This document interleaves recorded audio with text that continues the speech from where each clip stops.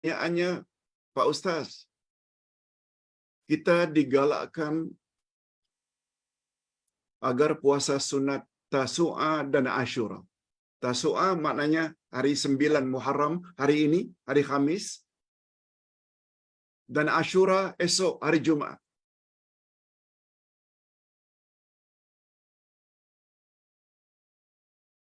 Yang jadi pertanyaan, apa pandangan syarak?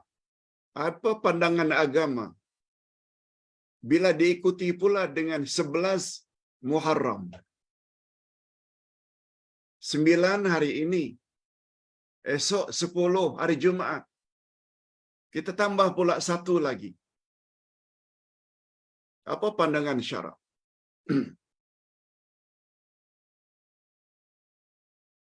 Pagi tadi datang soalan dari Batam. Ustaz dah jawab dah untuk grup Batam. Ustaz ingin jawab dengan jawaban yang sama. Ketika Nabi Muhammad sallallahu alaihi wasallam sampai di Madinah, baginda dapati orang-orang Yahudi puasa 10 Muharram, Asyura. Ketika ditanya mengapa? Karena pada hari itulah Nabi Musa dan Bani Israel diselamatkan oleh Allah menyeberang lautan merah dari kejaran Firaun. Sempena itu, lalu mereka berpuasa. Dan Nabi Muhammad sallallahu alaihi wasallam juga suruh umatnya, umat Islam ketika itu, supaya puasa hari Asyura. Hanya saja Nabi tambah, khalifu, hendaklah kamu bezakan ibadat kamu dengan ibadat Yahudi itu, yaitu dengan berpuasa one day before, sehari sebelumnya. Jangan ikut puasa Yahudi hanya satu hari, Asyura saja, 10 Muharram. Jangan menyerupai cara ibadat Yahudi. Itu sebabnya kata Nabi dalam hadis sahih, jika aku hidup pada tahun hadapan, aku akan puasa 9 dan 10. Nabi juga menyebut dalam hadis sahih, man tashabbaha biqaumin fahuwa minhum. Siapa yang menyerupai suatu kaum, maka dia termasuk kaum itu. Lebih-lebih lagi dalam bab ibadat. Walaupun kita tak nafikan, puasa sehari 10 Muharram pun diterima oleh Allah. Cuma yang terbaik ya adalah puasa sehari sebelumnya 9 dan 10. Adapun puasa hari yang ke-11 juga ada dari Nabi. Puasalah 9, 10 dan 11. Tapi kata ulama hadis, hadis tentang puasa 3 hari ini dhaif, lemah. Kalau ingin berpuasa juga boleh. Apa sebab? Sebab Nabi sangat anjurkan agar memperbanyak puasa dalam bulan Muharram. Kita dah baca hadisnya. Salat yang paling afdal setelah salat fardu adalah salat malam. Dan puasa yang paling afdal setelah puasa Ramadan adalah puasa dalam bulan Muharram. Oleh sebab itu, bila kita ingin tambah lagi 9, 10, 11 juga boleh. Sebab 11 itu pun termasuk bulan Muharram. Mau tambah lagi-lagi pun boleh. Cuma kedudukannya seperti itu. Jadi ringkasnya yang terbaik bagi kita umat Nabi Muhammad 9 dan 10. Kalau 10 saja pun diterima oleh Allah, tapi kurang baiklah. Sebab itu menyerupai ibadat Yahudi. Kalau ingin tambah lagi 11, 12, 13 pun tidak ada masalah. Yang kedua, Pak Ustaz, Al-Quran itu kitabullah. Al-Quran kitabullah. Pertanyaannya, bagaimana semestinya kita umat Islam berinteraksi dengan Al-Quran? Mohon penjelasan Pak Ustaz. Barangkali jemaah ini jemaah yang baru agaknya. Sebab Ustaz dah sebut sejak lama dulu. Kita disuruh oleh Allah agar berinteraksi dengan Al-Quran. Bukan sekedar membaca.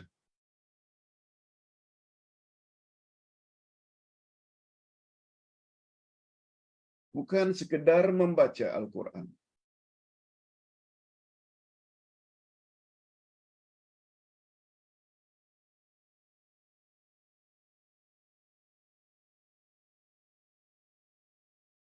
Dalam buku ini,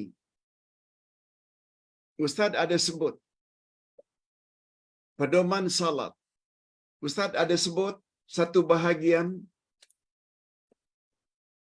bila kita baca ayat-ayat tertentu.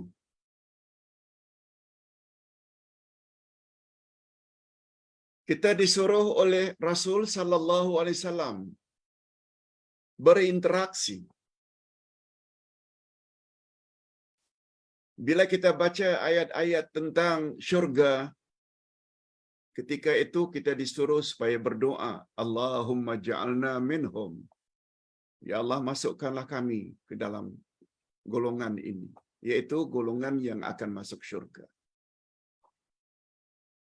Bila kita baca ayat-ayat sampai kepada bahagian neraka atau azab, kita hendaklah berinteraksi.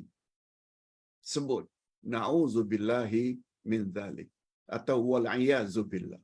Kami mohon dilindungi.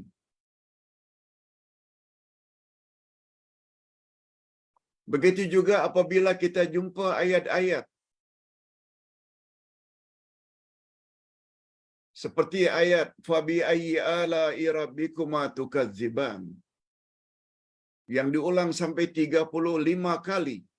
35 kali dalam surat Ar-Rahman. Fabi ayyi ala'i rabbikuma tukadziban. Nabi galakkan supaya kita sebut la syai'a min ni'amika nukadzib falakal hamdu.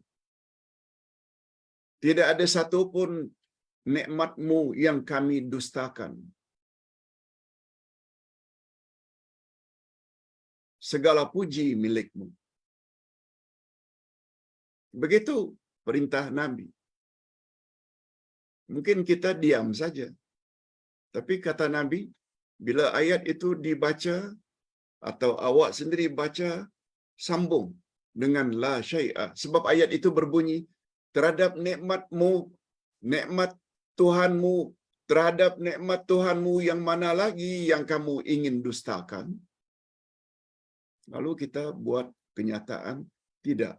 Tak ada satu pun nikmatmu yang kami dustakan. Bagimu segala puji-pujian. Itu sebagai contoh. Kalau yang dimaksudkan dengan berinteraksi.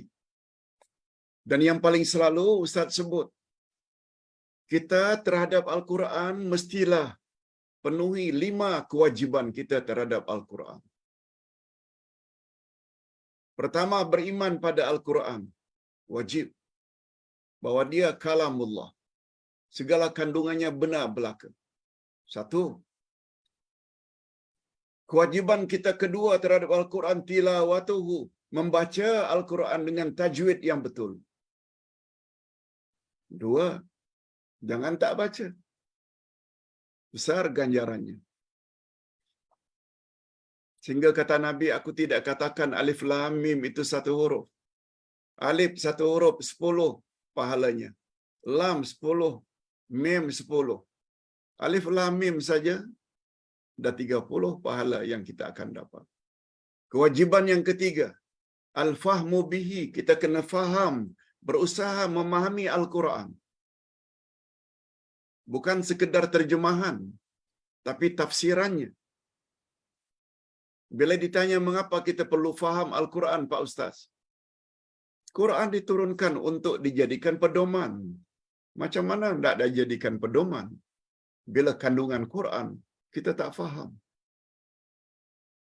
Walau kita baca Quran dengan tajwid yang betul, tarannum dengan gaya yang merdu, belum cukup.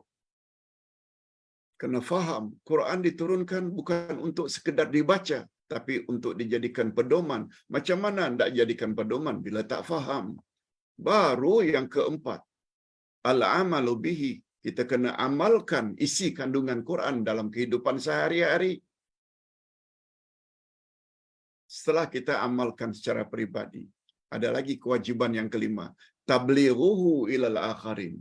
Kita mesti sampaikan kepada orang lain yang belum tahu. Inilah tugas para ustaz yang kebetulan belajar bahasa Arab, belajar tafsir, belajar akidah, belajar ibadat dari beberapa universiti. Dia tak boleh hanya untuk dirinya saja. Tidak, dia mesti sampaikan. Inilah dia. Mengapa menyampaikan perkara ini menjadi hobi? Karena tahu itu kewajiban.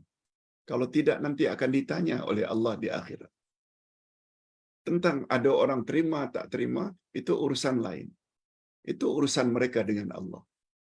Nabi Muhammad sallallahu alaihi wasallam saja disebut oleh Allah dalam Al-Quran, "Wa ma 'alaika illal balaghul mubin." Tugasmu, hai Muhammad, tidak lain kecuali menyampaikan saja. Bukan memaksa, menyampaikan saja. Baik. Pertanyaan yang ketiga. Ada pendapat yang mengatakan bahawa wanita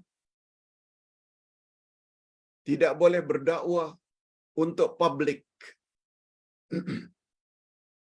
Bagaimana sebenarnya, Pak Ustaz? Lalu pendakwah tersebut, satu orang dari Arab, mengatakan bahawa Aisyah, Hafsah, Ummu Salamah tak pernah khutbah Jumaat.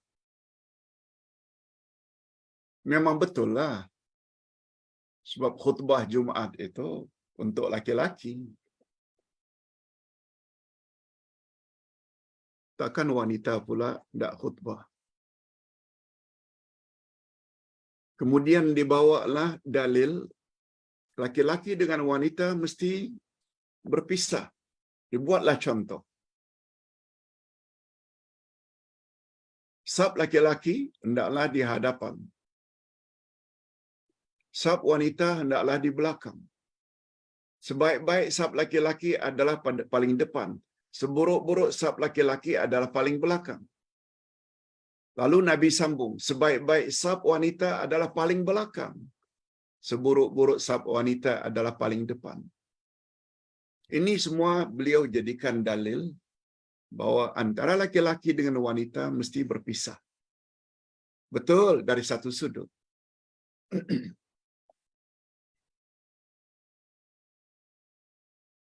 Itu sebabnya beliau tidak setuju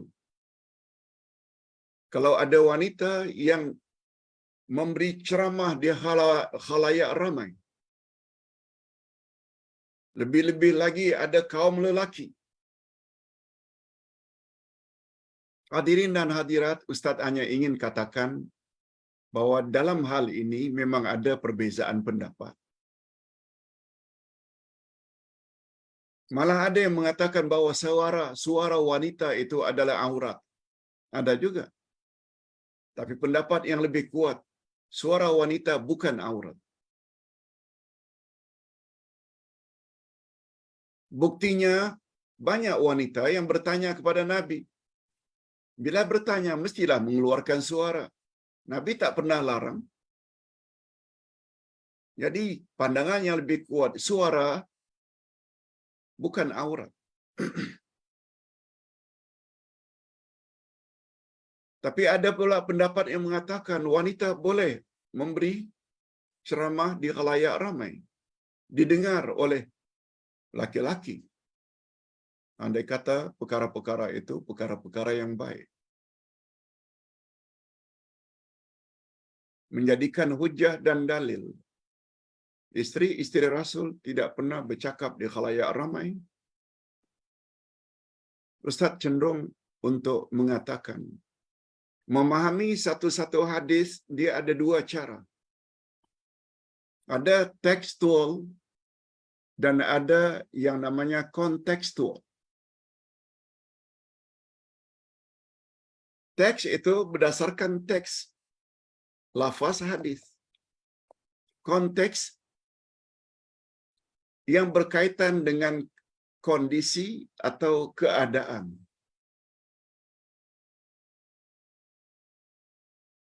Hari ini umat Islam sungguh ramai. Kita tidak hanya memerlukan pendakwah-pendakwah lelaki, tapi juga memerlukan pendakwah-pendakwah wanita. Oleh sebab itu, kesesuaian untuk hari ini, pendakwah-pendakwah wanita dibenarkan untuk bercakap tentang agama di khalayak ramai. Ustaz lebih cenderung kepada bolehnya. Berapa banyak hari ini ustazah-ustazah yang pakar dalam tafsir, pakar akidah, dalam tajwid, memberi pelajaran dalam bentuk YouTube, dalam bentuk online, dan berfaedah. Dan itu semua tidak wujud di zaman Nabi sallallahu alaihi wasallam. Itu saja pandangan Ustaz dalam hal ini. Ustaz cenderung bahawa wanita juga boleh bercakap walaupun didengar oleh kaum lelaki. Wallahu a'lam.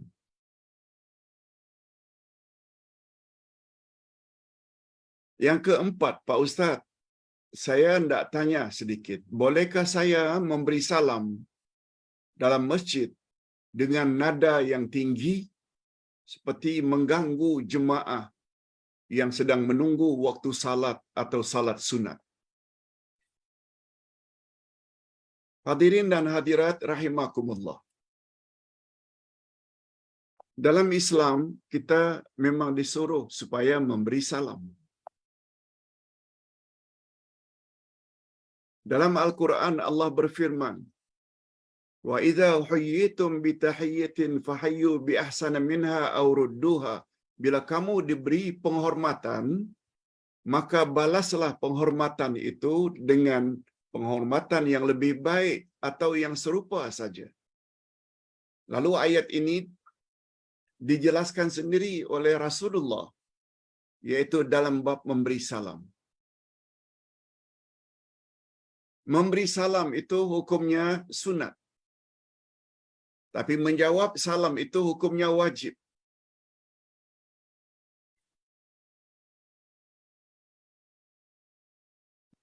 Malah Nabi Muhammad sallallahu alaihi wasallam pernah bersabda dalam hadis sahih dari Abdullah bin Salam, "At'imut ta'am wa abshus salam wasilul arham wa tayyibul kalam wa sallu bil laili wan nasu niyam tadkhulul jannata bisalam."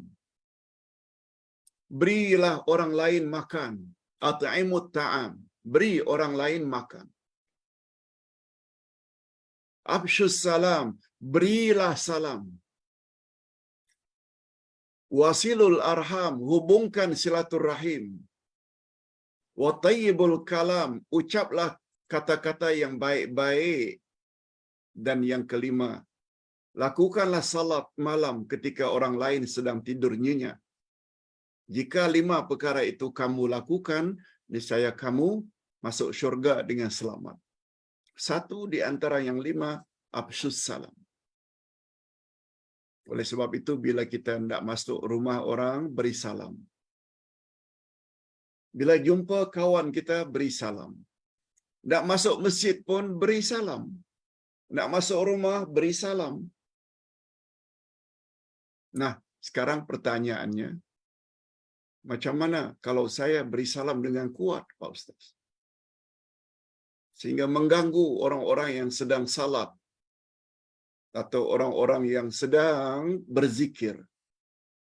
Nah, segala sesuatu bila keterlaluan memang dilarang. Ustaz buat contoh. Kita disuruh tak berzikir, berwirid setelah salat? Suruh?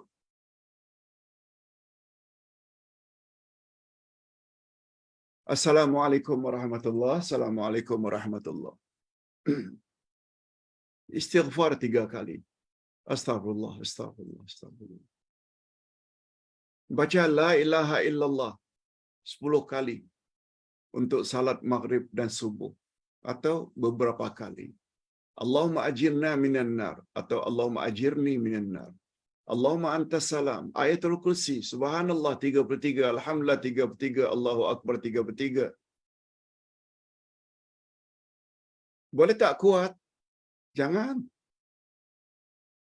Sebab bila kuat, apalagi pakai mic, boleh mengganggu orang yang sedang salat, yang masbuk, yang salat sunat. Itu saja dilarang. Sebab boleh mengganggu. Apalagi memberi salam. Oleh sebab itu, berilah salam sekedar orang yang diberi salam itu dengar. Masuk saja masjid, Assalamualaikum. Taklah mengganggu, insya-Allah. Dan salam itu perlu disebut. Sebab macam mana orang nak jawab bila kita tak sebut? Itu sebabnya ada satu hadis, khairul umur awsatuha. Sebaik-baik perkara adalah pertengahan. Jangan sampai tak ucap. Jangan sampai pula ucapan kita mengganggu orang lain. Jadi sederhana saja. Lihat keadaan. Hadirin dan hadirat,